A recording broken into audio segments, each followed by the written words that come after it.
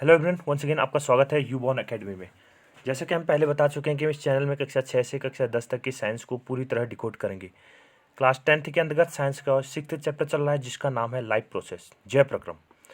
आज की इस वीडियो में दी गई एनसीईआरटी में एक्टिविटी 6.6 को डिस्कस करेंगे। जिसने अभी तक हमारे चैनल को सब्सक्राइब नहीं किया वो सब्सक्राइब कर लें ताकि आपको पूरी वीडियो मिलते रहे। चलिए शुरू करते हैं। Life process part 9, activity 6.6, observe fish in an aquarium. ठीक है, एक एक्वेरियम है। एक्वेरियम मतलब जो जलाशय है, घरों में जो एक्वेरियम रखे जाते हैं जिसमें मछली असली एक्वेटिक लाइफ रखा जाता है ना, मछली रखी जाती है, तो उसे हम एक्वेरियम बोलते हैं। तो एक जलाशय में आपको जो मछलियाँ रखी हैं उनको ऑब्जर्व करना है, अवलोकन करना है। दे open and close there mouth and the gills shields और the ओपेरकुलम which covers the gill slit. Behind their eyes also open and close. They open and close their mouths and gill slits. ठीक है, आपने देखा होगा वो अपना मुंह खोलती हैं और बंद करती हैं, साथ ही आंखों के पीछे। ठीक है, behind their eyes open also and close. ठीक है, आंखों के पीछे क्लोम छिद्र भी खुलता है और बंद होता है। या फिर हम ये कहें कि और the operculum which covers the Gill slit. ठीक है, या क्लोम छिद्र को ढकने वाला जो प्रच्छद होता है तो वो भी क्या होता है, खुलता है। Are the timings of the opening and closing of the mouth and the gill slits coordinated in some manner. ठीक है, आपसे यहाँ पर क्वेश्चन पूछा जा रहा है, क्या मुंह और क्लोम छिद्र, ठीक है, क्लोम छिद्र किसे बोलते हैं, गिल स्लिट्स को क्लोम छिद्र बोला जाता है। ठीक है, गिल्स को क्या बोलते हैं, हम क्लोम बोलते हैं। तो are the timing of the opening and closing of the mouth and the gill slits coordinated in some manner. क्या मुंह और क्लोम छिद्र के खुलने और बंद होने के समय में किसी प्रकार का एक कोऑर्डिनेशन है या नहीं है। ठीक है, उनमें कोई समन्वय है या नहीं है, ये आपसे क्वेश्चन पूछा जा रहा है। Count the number of times the fish opens and close its mouth in a minute. ठीक है, आपको गिनती करनी है, काउंट करना है कि मछली एक मिनट में कितनी बार अपने मुंह को खोलती है और मुंह को बंद करती है। क्या बोला हमने, count the number of times fish open and close its mouth in a minute. ठीक है, एक मिनट में मछली अपने मुंह को कितनी बार खोलती है और कितनी बार बंद करती है, तो ये आपको गिनना है। Compare this to the number of times you breathe in and out in a minute. ठीक है, जो मछली ने काउंट किया कि एक मिनट में कितनी बार मुंह खोलती है और बंद करती है, तो वही उसकी तुलना फिर आपको अपनी श्वास को अंदर लेने और बाहर लेने में लिए गए टाइम से क्या करना है, कंपेयर करना है। यानी हम भी सांस को अंदर लेते हैं और सांस को बाहर छोड़ते हैं। ठीक है, तो एक बार इनहेल और एक्सहेल वाला जो टाइम है तो उसको हमें मछली के टाइम पीरियड से क्या करना है, कंपेयर करना है। चलिए देखते हैं हम इसमें क्या क्या एक्सप्लेन दिया गया है। Since the amount of dissolve oxygen is fairly low compare to the amount of oxygen in the air. हम जानते हैं, ठीक है, जो जीव जल में रहते हैं वो जल में घुली हुई ऑक्सीजन का उपयोग करते हैं। ठीक है, the rate of breathing in aquatic organism is much faster than that seen in terrestrial organism. ठीक है, हमें पता है कि जो जीव क्या रहते हैं, जल में रहते हैं तो वो जल में घुली हुई ऑक्सीजन का उपयोग करते हैं। अब जल में ऑक्सीजन की मात्रा एयर में ऑक्सीजन की मात्रा की तुलना में क्या होती है, बहुत कम होती है। इसलिए जलीय जीव की जो श्वसन दर होती है, सांस लेने की जो दर होती है, वो टेरिस्टेरियल स्थलीय जीव की तुलना में काफ़ी ज़्यादा होती है। यानी जो मछली अपनी गिल्स को ओपन करेगी और क्लोज करेगी उसका रेट और हमारे जो श्वसन दर का रेट है, हम जो सांस अंदर लेंगे और बाहर छोड़ेंगे, वो मछली थोड़ा सा ज़्यादा तीव्र गति से या द्रुत गति से क्या करेगी, सांस अंदर लेगी और बाहर छोड़ेगी, जबकि हम क्या करेंगे, थोड़ा सा उसकी तुलना में कम करते हैं। Fishes take in water through their mouths and force it past the gills where the dissolve oxygen is taken up by the blood. मछली अपने मुंह के द्वारा जल को क्या अंदर लेती है और फोर्स के साथ, ठीक है, बलपूर्वक इसे क्लोम तक पहुंचाती है और जो घुली हुई ऑक्सीजन है, विलेय ऑक्सीजन रुधिर में ले लिया जाता है। क्या हमने, fishes taken in water through their mouth and force it push past the gills where the dissolve oxygen is taken up by the blood. ठीक है, मछली अपने मुंह के द्वारा क्या होती है, जल को अंदर लेती है और फोर्स के साथ क्लोम तक पहुंचा दिया जाता है, और जहां विलेय ऑक्सीजन रुधिर ले लेता है। Terrestrial organisms use the oxygen in the atmosphere for respiration. जो क्या होते हैं, टेरिस्टेरियल ऑर्गेनिज्म होते हैं, स्थलीय जीव श्वसन के लिए वायुमंडल की ऑक्सीजन का उपयोग करते हैं। This oxygen is absorb by different organs in different animals. विभिन्न जीवों में यह ऑक्सीजन अलग अलग तरीके से अलग अलग अंगों द्वारा अवशोषित की जाती है। देखो, टेरिस्ट्रियल ऑर्गेनिज्म का जो रेस्पिरेटरी सिस्टम है अलग होगा, ठीक है। एक्वेटिक लाइफ जो जलीय जीव है उनका अलग होगा। टेरिस्टेरियल में भी जो अलग अलग जीव जंतु हैं, ठीक है, जानवर हैं, उनका जो ऑक्सीजन को अंदर लेने और बाहर छोड़ने का जो रेट होगा और जो तरीका होगा थोड़ा सा डिफरेंट होगा, ठीक है। तो वही कह रहा है, this oxygen is absorb by different organs in different animals, ठीक है। विभिन्न जीवों में यह ऑक्सीजन भिन्न भिन्न अंगों द्वारा अवशोषित की जाती है। All these organs have a structure that increase the surface area which is in contact with the oxygen-rich atmosphere. इन सभी अंगों में एक रचना सिमिलर होती है जो सतह क्षेत्रफल को बढ़ाती है, जो ऑक्सीजन बाहुल्य वायुमंडल के संपर्क में रहता है।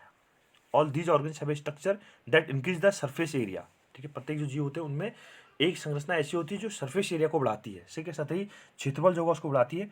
which is contact with the oxygen rich atmosphere, जो क्या होता है, वायु के संपर्क में रहता है।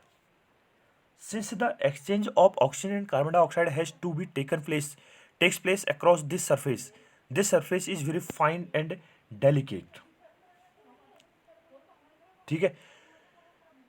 अब देखो, हमने कहा ना कि ऑक्सीजन एटमॉस्फेरिक जो वायुमंडलीय जो ऑक्सीजन होते हैं उसके संपर्क में रहते हैं तो वो क्षेत्रफल को बढ़ा देती है, ठीक है। उसके बाद क्योंकि ऑक्सीजन और कार्बन डाइऑक्साइड का एक्सचेंज या विनिमय इस तरह के आर पार होता है, अतः यह सतह बहुत पतली और मुलायम होती है। Since the exchange of oxygen and carbon dioxide has to be takes place across this surface is very fine and delicate, ठीक है। क्या कहा हमने, यह ऑक्सीजन व कार्बन डाइऑक्साइड का जो आदान प्रदान होता है, एक्सचेंज होता है, विनिमय होता है, वह सतह के आर पार होता है। और तो हम यह कह सकते हैं कि यह जो सरफेस होगा वो बहुत पतली और मुलायम, सॉफ्ट होगा, डेलिकेट और वेरी फाइन सरफेस होगी। In order to protect this surface, it is usually placed within the body, so there have two passes that will take air to this area, ठीक है। क्या कह रहे हैं हम, in order to protect this surface, इस सतह की रक्षा करने के लिए, ठीक है, इस सतह की रक्षा के लिए, ठीक है। किस सतह की, जो हमने कहा था मुलायम जो सतह होती है उसके लिए बात कर रहे हैं हम, ठीक है। In order to protect this surface, इस सतह की रक्षा करने के लिए, it is usually placed within the body, इसको कहाँ रखा जाता है, शरीर के अंदर रखा जाता है, शरीर के अंदर इसको अवस्थित किया जाता है। So there have to be passages that will take air to this area, ठीक है। अतः हम यह कह सकते हैं कि इस क्षेत्र में वायु आने के लिए कोई रास्ता होना चाहिए, पासेज होना चाहिए। अब देखो, किसकी बात कर रहा है, जो बड़ा सा सरफेस एरिया होता है वो किसकी बात कर रहा है, हमारे लंग्स की बात कर रहा है, समझ गए ना। लंग्स होते हैं ना, तो लंग्स क्या बहुत ज़्यादा बड़े क्षेत्रफल में फैले हुए रहते हैं, तो उन्हीं की बात हो रहा है।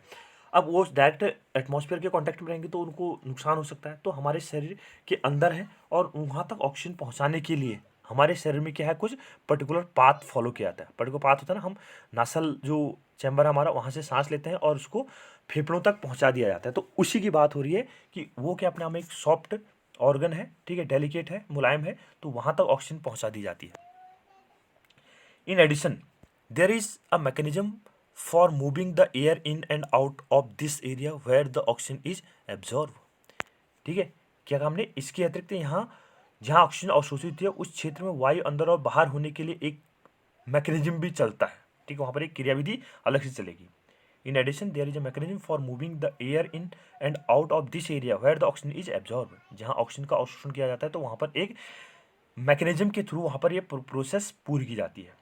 इन ह्यूमन बींग्स, ठीक है, मनुष्य की बात करें तो air is taken into the body through the nostril, देखो मैं पहले बता चुका हूँ, ठीक है। मनुष्य में क्या होता है, एयर जो होती है वो नॉस्ट्रिल के द्वारा अंदर ली जाती है, ठीक है। नॉस्ट्रिल, ठीक है, हमारे जो नासिका छिद्र होते हैं तो उसके द्वारा क्या हो गया, ऑक्सीजन को अंदर लिया जाता है, ठीक है। इसको फिगर में अभी दिखाते हैं। The air passing through the nostril is filtered by fine hair that line the passages, ठीक है। जो नॉस्ट्रिल है, ठीक है, जो हमारा नासा द्वार है, नॉस्ट्रिल द्वारा जो एयर को अंदर लिया जाता है, ठीक है। तो वहाँ मार्ग में उपस्थित क्या होता है, बहुत हमारे पता होगा हमारे नाक में क्या होता है, बाल होते हैं। तो वहाँ पर जो फाइन बाल होते हैं, ठीक है, वो क्या करते हैं, वहाँ पर फिल्ट्रेशन का कार्य करते हैं, ताकि हमारे शरीर में जो ऑक्सीजन जा रही है वो प्योर ऑक्सीजन जाए, मतलब उसमें कोई भी धूल और मिट्टी के कण नहीं होने चाहिए। ये ह्यूमन रेस्पिरेटरी सिस्टम दिखा रखा है, ठीक है। तो हमने कहा ना कि नॉस्ट्रिल, ये नासल पैसेज है, ठीक है। तो यहाँ से क्या होगी, ऑक्सीजन अंदर जाएगी, तो ये अंदर की तरफ ये मूवमेंट दिखा रखा है, ठीक है। तो ये हमारे पास क्या है, लंग्स हैं। तो वहाँ पर ये छोटे छोटे चित्रों के रूप में दिखा रखा है कि कैसे वहाँ पर होगा। तो ये रेस्पिरेटरी ब्रोंकोज, ठीक है। तो ये क्या हमारे पास एल्वियोली, ये वाला पार्ट होगा, इसको हम आगे डिस्कस करेंगे, ठीक है। तो इसकी पूरी जानकारी लेंगे हम। तो ये हमारा नेशनल चैम्बर है, ठीक है, नेशनल पासेज है। यहाँ से एयर अंदर जाएगी और हमारे लंग्स में जाएगी, ठीक है। ये अंदर यहाँ से गई और ये हमारे क्या है, ये जो दिखा रखा है, तो ये क्या हमारे पास हमारे बॉडी के लंग्स हैं, ठीक है। ये दिखा रहे हैं ना लंग्स। तो यहाँ पर ये क्या उसके बड़े होंगे, ठीक है, सरफेस एरिया बढ़ाएंगे और उसके बाद इसको फाइन करके दिखाया गया है, ठीक है, कैसे उसकी छोटे छोटे रूपों में कुछ उसके छोटे छोटे भाग होंगे करके। The passages is also lined with mucus which helps in this process, ठीक है। हमने कहा ना हमारे शरीर में क्या होते हैं, नाक में क्या होते हैं, छोटे छोटे बाल हैं, ठीक है, जिनके द्वारा वो बाल क्या करते हैं, जो एयर हमने ली है उसको छान करके अंदर भेजते हैं, जिससे शरीर में जाने वाली वायु, धूल तथा दूसरी अशुद्धियाँ रहती हैं, ठीक है। और इसके अलावा इस मार्ग में म्यूकस होता है, ठीक है। और म्यूकस म्यूकस मतलब श्लेष्मा, श्लेष्मा क्या होता है, परत होती है, जो इस प्रोसेस में क्या करता है, उन जो डस्ट पार्टिकल है उनको एब्जॉर्व करने में क्या करता है, हेल्प करता है। From here the air passes through the throat and into the lungs, यहाँ से वायु थोरेक्स, ठीक है, थ्रोट, थोरेट, ठीक है, तो थोरेट के थ्रू, यानी जो हमारा क्या है कंठ है, उसके द्वारा कहाँ तक पहुँची जाती है, लंग्स तक पहुँचा दी जाती है। लंग्स को हिंदी में क्या बोलते हैं, फुफ्फुस। तो वायु हमने क्या किया, नासल चैम्बर नॉस्ट्रिल के द्वारा अंदर ली, उसके बाद नॉस्ट्रिल में क्या थे, हमारे हेयर थे और म्यूकस है, जो वहाँ पर क्या करेंगे, जो डस्ट पार्टिकल होंगे उनको वहाँ पर एब्जॉर्व कर लेंगी। उसके बाद जो एयर होगी उसको हम थोरेट के थ्रू कहाँ पहुँचा दिया जाएगा, लंग्स में, ठीक है, आगे बढ़ते जाएगा और लंग्स में पहुँच जाएगा। Rings of cartilage are present in the throat, ठीक है। यहाँ पर यहाँ से जो हमारे नॉस्ट्रिल है, ठीक है, उसमें क्या होती है, उपास्थि की एक रिंग जैसी बनी हुई रहती है, ठीक है। कंठ में उपास्थि की वलय उपस्थित होते हैं।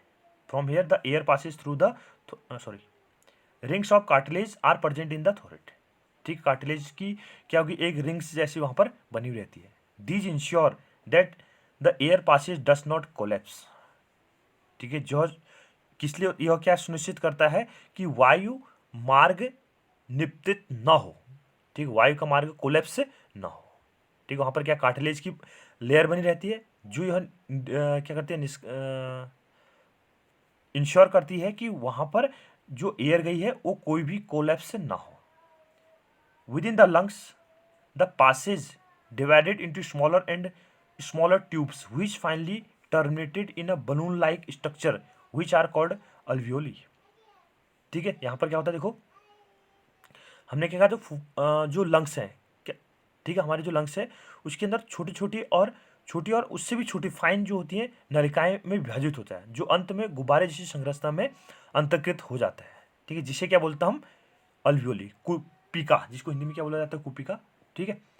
With in the lungs, lungs के भीतर भी the passages divided into smaller and small tubes, ठीक है, जो हमारे एयर का अंदर जाने का जो पासेज होगा, ठीक है, जो हमारी हमने कहा था ना कि थोरेट के थ्रू जो एयर थी वो लंग्स तक जाती है, तो वहाँ पर क्या होंगे, छोटे छोटे पासेज होंगे, स्मॉलर क्या होंगे, ट्यूब्स होंगी, विच फाइनली टर्मिनेटेड, ठीक है, बलून लाइक स्ट्रक्चर, जो क्या होता है एक गुब्बारे जैसी संरचना का निर्माण करते हैं, जिन्हें क्या बोलते हैं हम अल्वियोली, ठीक है, कुपिका के नाम से उनको जाना जाता है। ये ठीक है, बलून लाइक स्ट्रक्चर दिख रहे हैं, तो इसे क्या बोलूँ, अल्वियोली, ठीक है। तो हिंदी में क्या बोला गया इसको, कुपिका। तो यहाँ पर क्या हो गया, ऑक्सीजन जो जितनी ज़्यादा जिसके शरीर में इतनी ऑक्सीजन को क्या करता है, खींचते हैं ना, तो वो फेफड़े आपने देखा होगा, ठीक है, वो फेफड़े क्या होते हैं, फूलते हैं और सिकुड़ते हैं, फूलते हैं और सिकुड़ते हैं, तो इस ढंग से इसमें क्या होता है, अब्जॉर्प्शन, ठीक है। तो ये यहाँ पर प्रक्रिया पूरी की जाती है। Balloon like structure which are called alveoli या कुपिका जिसको बोला जाता है। अब यहाँ पर पूरा बता देना कि कैसे हमारे शरीर में, ठीक है, एयर एक स्थान से दूसरे स्थान तक पहुँचाई जाती है, ठीक है, उसमें कौन कौन से पाथ को फॉलो किया जाता है।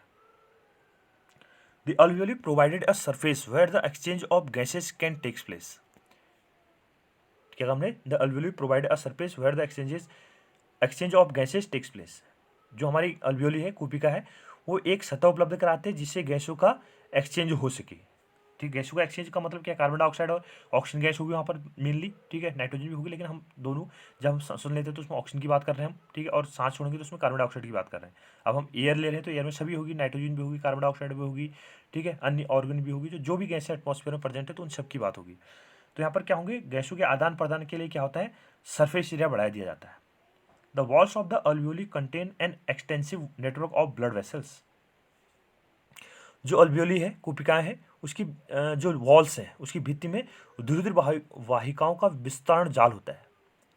ठीक है, जो हमारे क्या होंगी अल्वियोली, उस अल्वियोली में क्या होते हैं, उसकी the walls of the alveoli contains an extensive network of blood vessels. जो अल्वियोली है उसमें क्या होती है, ये वाल जो है, ठीक है, तो इसमें क्या होंगी, ब्लड वेसल्स की क्या होंगी, फाइन क्या होंगी, स्ट्रक्चर्स होंगी, जो क्या करेंगी, उस ऑक्सीजन को एब्जॉर्व करने में हेल्प करेंगी। क्या कहा हमने, ये है the walls of the alveoli contain an extensive network of blood vessels. तो उसमें क्या होगी, रक्त वाहिकाएं की, ठीक है, जो रुधिर को ले जाने वाली वाहिका होती है, तो उसका क्या होता है, बहुत ज़्यादा जाल जैसा बिछा रहता है।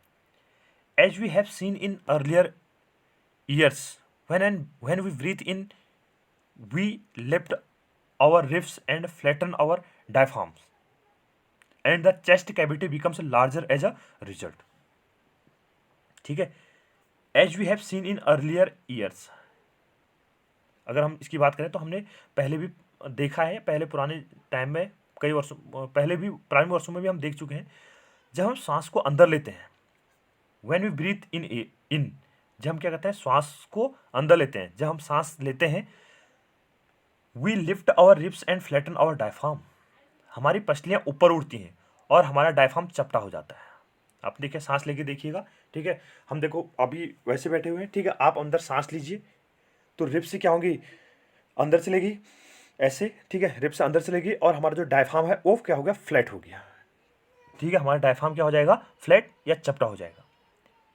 And the chest cavity becomes larger as a result, जिससे क्या होगा, जिसके परिणाम स्वरूप हमारे जो चेस्ट कैविटी है, चेस्ट कैविटी को हिंदी में हम वक्ष गुहिका बोल सकते हैं, तो हमारे जो चेस्ट कैविटी है वो बड़ी हो जाएगी। हमने क्या कहा, हमने सांस अंदर ली, सांस अंदर ली तो उसके बाद क्या होगा, हमारी पसलियाँ ऊपर उड़ जाती हैं, ठीक है, रिब्स हमारी ऊपर उड़ जाएंगी और हमारा डायफ्राम क्या हो जाएगा, फ्लैट हो जाएगा, चपटा हो जाएगा, और हमारी जो चेस्ट कैविटी है, हमारी क्या है, जो चेस्ट कैविटी है वो क्या होगी, अपने आप में थोड़ा सा बड़ी हो जाएगी। Because of this air is sucked into the lungs and fills the expanded alveoli, जिसके कारण क्या होता है, वायु फुफ्फुस के अंदर सक की जाती है, चूस ली जाती है और विस्तृत कुपिकाओं को भर लेती है। देखो ये हमने क्या किया, हमने सांस अंदर ली तो उसके बाद क्या हुआ, हमारी जो पसलियाँ थी, जो हमारा सांस अंदर लेते हैं, हमारी पसलियाँ क्या होगी, ऊपर की रिब्स क्या होगी, ऊपर की तरफ उड़ गई और हमारा डायफ्राम चपटा हो गया और हमारी चेस्ट कैविटी बड़ी हो गई। इसके कारण क्या होगा, हमारी जो लंग्स हैं, लंग्स क्या करेंगे, एयर को अंदर सक कर लेंगी और वो जो अल्वियोली है उस अल्वियोली में भर जाती है, मतलब गुब्बारे में जैसे हवा भरते हैं उसी तरीके के इसको मान सकते हैं। और वो क्या होगी, अल्वियोली क्या होगा, एक्सपेंड, फूल जाएगा, मतलब कहने का अर्थ है। The blood brings carbon dioxide from the rest of the body for release into the alveoli. उसके बाद क्या होता है, रुधिर, देखो इसमें ब्लड का ही हेल्प होता है, ऑक्सीजन के ट्रांसपोर्टेशन में ब्लड का बहुत ज़्यादा इंपॉर्टेंट रोल है। तो हमने ये जान लिया कि कैसे जो हमारी लंग्स हैं, लंग्स के अंदर जो अल्वियोली है, तो वहाँ तक ऑक्सीजन कैसे पहुँच गई, उसके बारे में हमने पूरी जानकारी ली। अब देखो, the blood brings carbon dioxide from the rest of the body for release into the alveoli. जो हमारा ब्लड है वो शरीर के से कार्बन डाइऑक्साइड को कुपिकाओं में छोड़ने के लिए लाता है। ठीक है, ब्लड कहीं हेल्प करता है ना, ब्लड को ऑक्सीजन को ट्रांसपोर्ट करने में ब्लड बहुत ज़्यादा हेल्प करता है।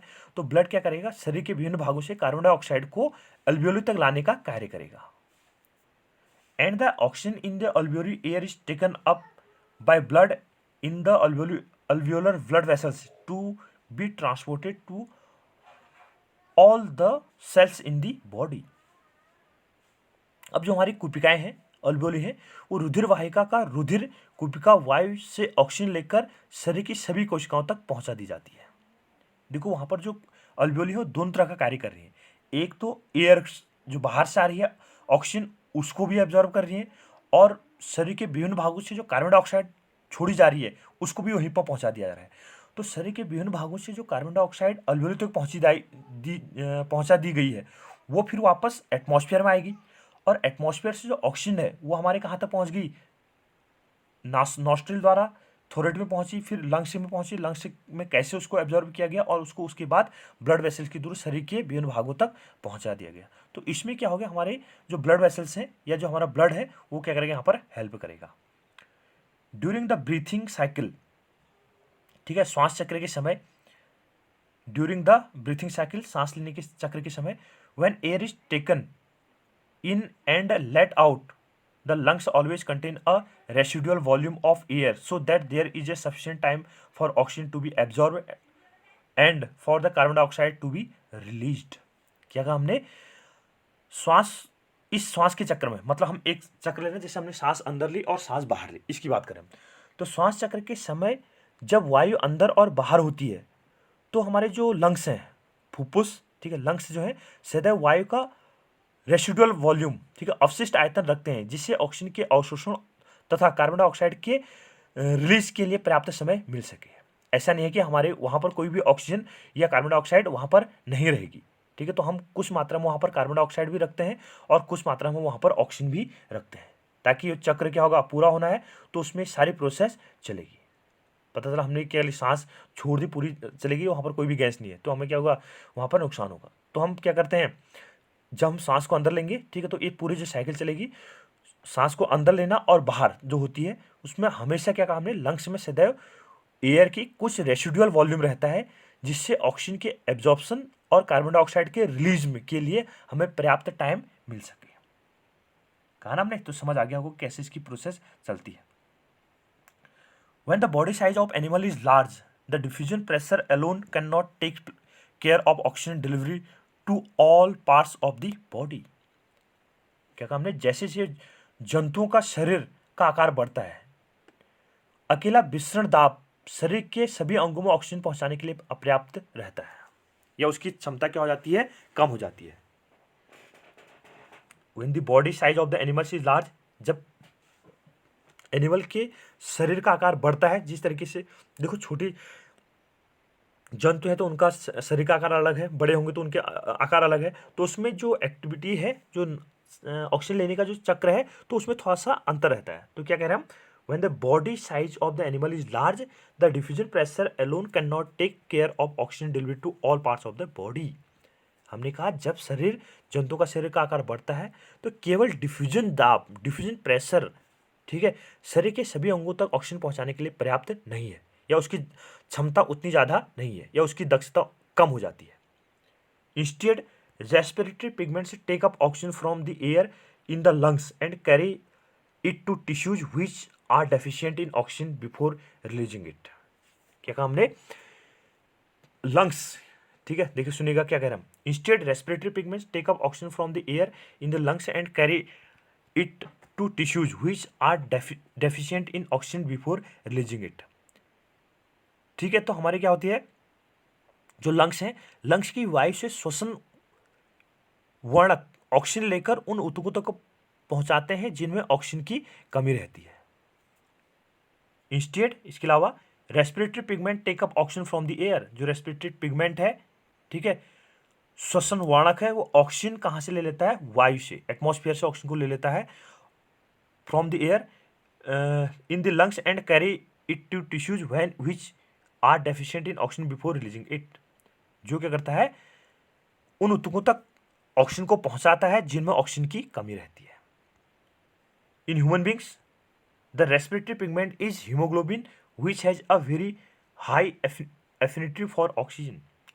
मनुष्य में या मानव में श्वसन वर्णक हीमोग्लोबिन है, जो ऑक्सीजन के लिए क्या होती है, उसकी बॉन्डिंग बहुत स्ट्रांग होती है, उच्च बंधुता रखता है। In human beings the respiratory pigment is haemoglobin. ठीक है, मनुष्य में जो रेस्पिरेटरी पिगमेंट है वो क्या अपने आप में हीमोग्लोबिन है। ठीक है, रक्त में पाया जाता है हीमोग्लोबिन, जिसके कारण रुधिर का रंग क्या होता है, लाल। Which has a very high affinity for oxygen, जिसकी ऑक्सीजन से बहुत अच्छी बंधुता होती है। This pigment is present in the red blood corpuscles. ठीक है, यह किस में रहता है? लाल रुधिर कणिकाओं में यह उपस्थित रहता है। Carbon dioxide is more soluble in water than oxygen and hence is mostly transported in the dissolve from in our blood। ठीक है, कार्बन डाइऑक्साइड जल में अधिक विलेय है और इसलिए इसका परिवहन हमारे ब्लड में, ठीक है, लिक्विड स्टेट में रहता है। ठीक है, विलेय अवस्था में, एक घुले हुए अवस्था में रहता है। Carbon dioxide is more soluble in water. Carbon dioxide क्या होता है? जल में ज़्यादा घुलनशील होती है, इसलिए इसका जो ट्रांसपोर्ट किया जाता है वो ब्लड में किया जाता है, मतलब घुली हुई अवस्था में, या जो हमारा रुधिर है उसके द्वारा किया जाता है। तो यहाँ पर हमने देखा कि हमारा जो हीमोग्लोबिन है, ठीक है, वो रेस्पिरेटरी पिगमेंट है और ये है कहाँ पर? रेड ब्लड सेल्स में है। ठीक है, आरबीसी जो होंगे, आरबीसी रेड ब्लड कॉर्पल्स या रेड ब्लड सेल्स भी बोलते हैं इसको हम। लाल रुधिर कणिकाएं, लाल रुधिर कोशिकाएं, उनके अंदर होता है और कार्बन डाइऑक्साइड भी इसी में रिलीज की जाती है। न्यू द फॉलोइंग, ठीक है, इसको भी जानना है आपको। देखिए क्या लिखा हुआ है। If the alveolar surface were spread out it would cover about 80 square metre. ठीक है, हमने कहा यदि हम अपनी कुपिकाओं की सतह को फैला दें, ठीक है, जो हमारी कुपिकाएं हैं, मतलब हमारे लंग्स के अंदर जो अल्वियोली है, उनको अगर हम फैला दें तो लगभग कितने हो जाएंगी? 80 वर्ग मीटर क्षेत्र ढक देंगी। ठीक है, 80 स्क्वायर मीटर एरिया को क्या कर देंगी? कवर कर देंगी। How much do you think the surface area of your body is? क्या आप अनुमान लगा सकते हैं कि आपके शरीर के सतह क्षेत्रफल कितना होगा? बाहर से देखिए अपने बॉडी कितनी है, ठीक है, नॉर्मल सी छोटी सी बॉडी हमारी, और उसके अंदर 80, अगर हम बात करें हमारे जो रेस्पिरेटरी जो लंग्स है, मतलब लंग्स के अंदर जो हमारे अल्वियोली है, अगर उसको पूरा निकाल के फैला दें तो कितना? 80 वर्ग मीटर क्षेत्रफल को कवर कर देगा, जबकि हमारा शरीर क्या छोटा सा है। Consider how efficient exchange of gases becomes because of the large surface available for the exchange of to take place. ठीक है, विचार कीजिए कि विनिमय के लिए विस्तृत सतह उपलब्ध होने पर गैसों का विनिमय कितना बेटर वे से किया जाता है। ठीक, consider how efficient exchange of gases becomes because of large surface available for the exchange to take place. If diffusion were to move oxygen in our body it is estimated that it would take 3 years for a molecule of oxygen to get our toes from our lungs. देखो क्या कह रहा है, अगर बहुत ज़्यादा अच्छा sentence दिया हुआ है, इंपॉर्टेंट सेंटेंस है, सुनिएगा, नॉलेज के लिए बहुत अच्छा है। यदि हमारे शरीर में डिफ्यूजन के द्वारा, विसरण के द्वारा ऑक्सीजन गति करती है तो हमारे लंग्स से ऑक्सीजन के एक अणु को हमारे पैर के अंगूठे तक पहुंचने में कितना समय लग जाएगा? लगभग 3 ईयर, यानी 3 साल लग जाएंगे। क्या कह रहा है? अगर डिफ्यूजन के थ्रू हमारे शरीर में ऑक्सीजन का आदान प्रदान होगा तो हमारे लंग्स से, हमारे जो फेफड़े हैं उन फेफड़ों से, मतलब अल्वियोली बोलो उसको, ठीक है, तो हमारे लंग्स से ऑक्सीजन के एक अणु को हमारे पैर की उंगली तक पहुंचने में कितना समय लग जाएगा? लगभग 3 साल का समय। Aren't you glad that we have haemoglobin? क्या आपको इससे प्रसन्नता नहीं हुई कि हमारे शरीर में, ठीक है, हमारे पास क्या है? हीमोग्लोबिन। अगर हमारे शरीर में हीमोग्लोबिन नहीं होता तो क्या हम इस ऑक्सीजन को इतने आसानी से एक स्थान से दूसरे स्थान पर पहुंचा सकते थे? नेवर, कभी नहीं। ठीक है, क्या कह रहे हैं हम, तब तक तो हमारा कितना 3 साल का समय लग रहा है एक ऑक्सीजन के मॉलिक्यूल को डिफ्यूजन के थ्रू पहुंचने में, जबकि हम क्या हो रहे हैं, 1 मिनट में कितनी बार सांस ले लेते हैं अंदर। ठीक है नहीं? तो ये क्या, हमारे शरीर में हीमोग्लोबिन का एक बहुत बड़ा इंपॉर्टेंट रोल प्ले किया जाता है। इसके बाद जो अगला वीडियो आएगा उसमें हम ट्रांसपोर्टेशन, ठीक है, ह्यूमन बींग्स में ट्रांसपोर्टेशन कैसे किया जाता है उसके बारे में जानकार लेंगे। Thank you. वीडियो को लाइक कीजिए, शेयर कीजिए और चैनल को सब्सक्राइब कीजिए।